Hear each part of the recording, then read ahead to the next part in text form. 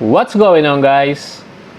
It's your boy Ajen back again for another Alchemy Stars video, and for today I will now be presenting to you my updated water tier list. And just like the one I did from my updated thunder tier list, I will be comparing my water tier list into the JP water tier list.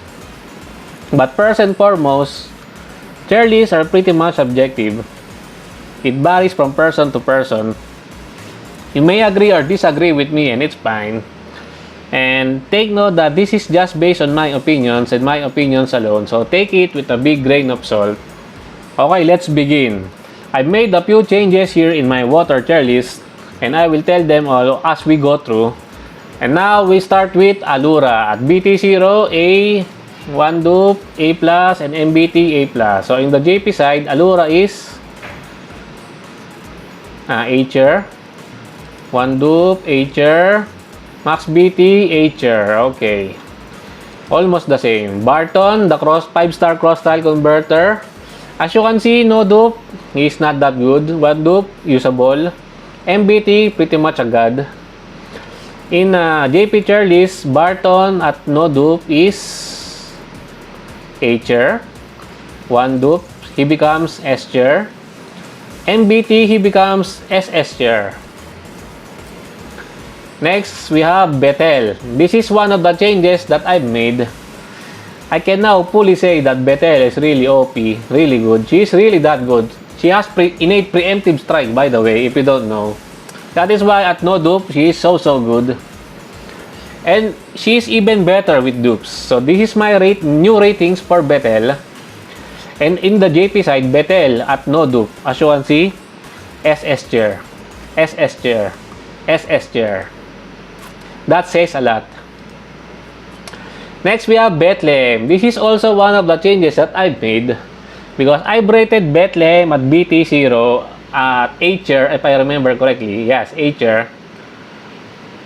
But then I tried to borrow a Bethlehem without dupe, because I don't have Bethlehem. That is why I tried to use her only by using friend support, and I'm still satisfied even without dupes. Bethlehem is still powerful, and now with dupes, with preemptive strike is pretty nice. Because the ability to choose any portiles on the field is really good. It is much better than the innate preemptive portile converter like Sariel, in my honest opinion. That is why I rated her like this now. In the JP side, Bethlehem, as you can see, S tier, no dupe. With dupes, SS tier, and then SS tier. That is how good Bethlehem is. Next, we have Carlin. Carlin, the same, ASSS. In the JP, Carlin is already S tier without dupes. With 1 dupe, she becomes SS tier. Because Carlin is one of those units that is really good for roll compression. Because Carlin has a global teleport and she can convert. That is why Carlin is really good. Chloe, AAA. Chloe is also S tier. Chloe is S tier here. Why? Because Chloe's buff might be really good. Maybe they value, the JP players really value Chloe's attack buff. That is why Chloe is in the S tier in the JP rankings. But for me, I only rated her as A tier. Maybe I should have bumped her also to S tier, because she is that good also. Her buff combined with Hydrad and Bethlehem's buff are pretty powerful. That is a pretty powerful combo. Connolly, probably the worst 6-star in the game, so AAA. In the JP also, Connolly is A tier. A tier. A tier. Please, Tour Dog, please buff Connolly. Constantine, B tier. Although I believe Constantine is also in the JP, Constantine is B tier. Yes, B tier. Okay, next we have Corax.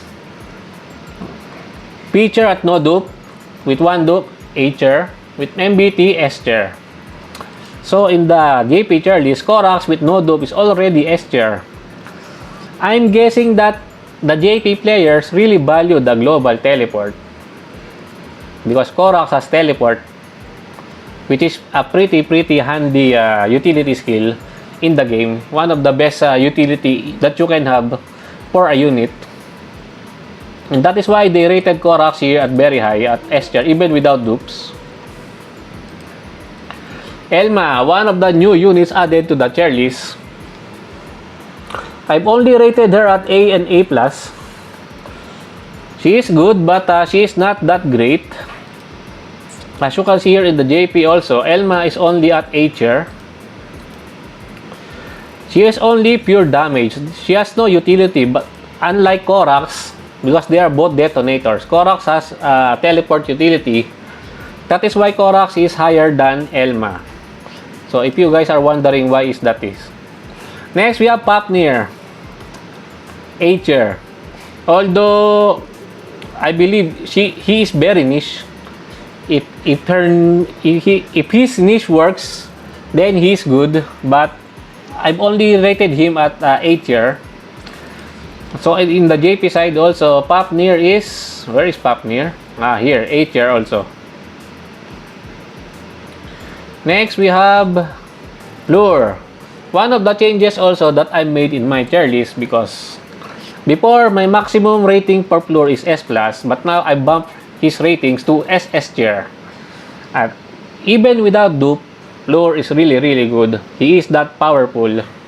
One of the best snipers in the game. That is why he is at S+ at BT0. And then with dupes, he becomes much more powerful. So in the JP side, Lure is already SS without dupes. One dupe SS. Triple SS for Lure here in the JP tier list. Next, we have a Hydrad. This is also one of the changes that I've made. I've lowered his ratings because now that we have a 6-star double chainer, the 5-star double chainer cannot compete with the 6 stars. So maybe there will come a 6-star double chainer also for the water. And I believe, as people have said, many people have said, double chainers are overrated. But in the case of Florin is different. Florin is in a different league. But for the 5 stars, I think they deserve the S tier treatment only. So yes, my Hydrad goes down to S tier. In the JP tier list also, you will notice that Hydrad, even though with no dupe, he is at S tier. With preemptive strike, S tier. Max BT, S tier. Yes, they do not value that high the double chainer. Next, we have Jane, A+. Jane here is A tier, okay. Kleken, for sure at MBT, he is SS. No dupe, pretty good, pretty nice. At the JP tier list, Kleken is already no dupe, SS. Triple SS also for Kleken here in the JP side. Korgon, C tier. C tier Korgon, nope. Korgon is B tier in the JP. I don't know why. Doesn't matter. 3 star is a 3 star. Kuma and Pengi also. B tier. In the JP side, Kuma and Pengi. A tier. They put Kuma and Pengi in A tier. Micheni, A tier.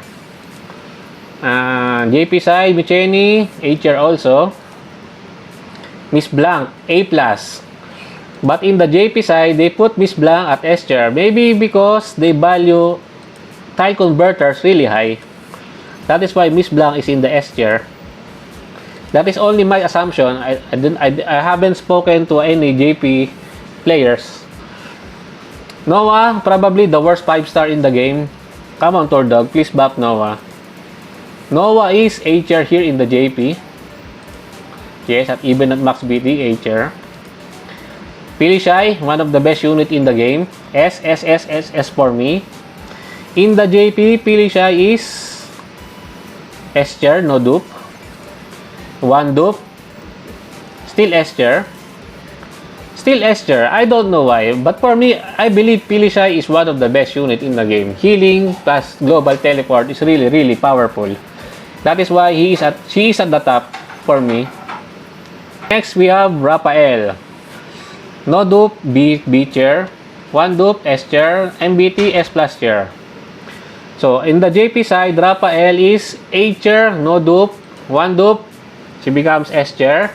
With max PT, still at S chair. Okay.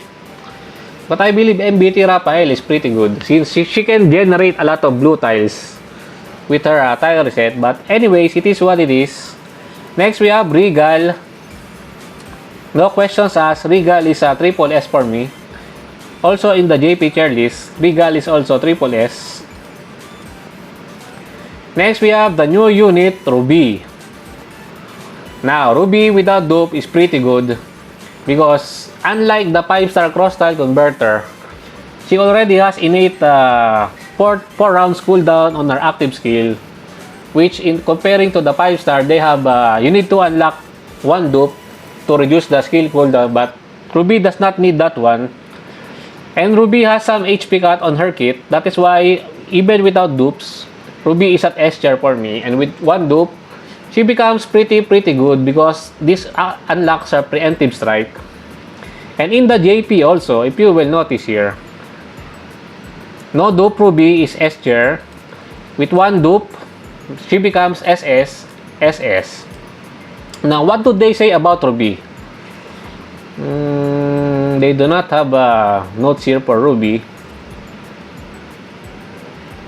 I think they have one here for Ruby. Let us see what they say. See, S to SS. It is possible to change the color of the cross or X-shape maximum range to a water square with active techniques. If you can break through it, will be a first strike. This is the first preemptive strike. And you can also choose the direction of the knockback. So, chain technique is a sniper type with no range limit. Yes, I also forgot to mention that Ruby has a sniper chain. So, her chain combo hits every enemy. I mean, it has no range restriction. She can hit the enemies on the field, anywhere on the field. That is why Ruby is also pretty good, pretty nice. Next, we have Sariel. No questions asked. At MBT SS, no dupe S plus because innate preemptive converters are really that good. In the JP, she is SS, SS, SS. But I'm not changing my ratings just based on this one. Seleucid C. Seleucid in the JP is B chair. Sharona SS and SS.